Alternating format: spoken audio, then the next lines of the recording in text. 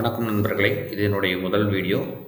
நம்ம இப்போ பார்க்க போற சப்ஜெக்ட் பார்த்தீங்கன்னா, சென்டரிங் மெட்டீரியல் ரெண்டலுக்கான சாஃப்ட்வேர். இத பத்தி தான் நம்ம பார்க்க போறோம். ஸோ, இதில என்னென்ன ஃபீச்சர்ஸ் இருக்கு அப்படிங்கிறத முதல்ல பார்த்துடலாம்.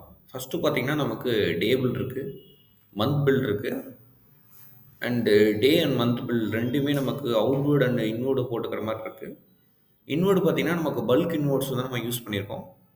நம்ம லான்ச் பண்ணியிருக்கோம். பல்க் இன்வெர்ட்ஸ்னா மீன்ஸ் பார்த்தீங்கன்னா, இப்போ ஒரு கஸ்டமர் வந்து ஜனவரி மாசத்துல ஒரு 100 பீஸஸ் வந்து வாங்குறாரு. பிப்ரவரியில ஒரு 100 பீஸஸ் வாங்குறாரு அப்படின்னா, நாள் பட நமக்கு என்ன ஆகும்னா, டிசி வந்து அதிகமாயிரும். ஸோ யார் எந்த இடத்துல நமக்கு வாங்கிட்டு போயிருக்காங்க அப்படிங்கிற டீட்டெயில் நமக்கு தெரியாம போயிரும்.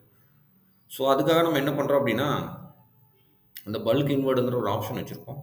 அது மூலமா நீங்க ஜஸ்ட் கஸ்டமர மட்டும் சூஸ் பண்ணா போதும். அவங்க எந்தெந்த சைட்ஸ்ல எந்தெந்த டிசிக்கு வந்து நீங்க ரிட்டர்ன்ஸ் வைக்கணும் அப்படிங்கிறத நீங்களே டிசிஷன் பண்ணிக்கலாம்.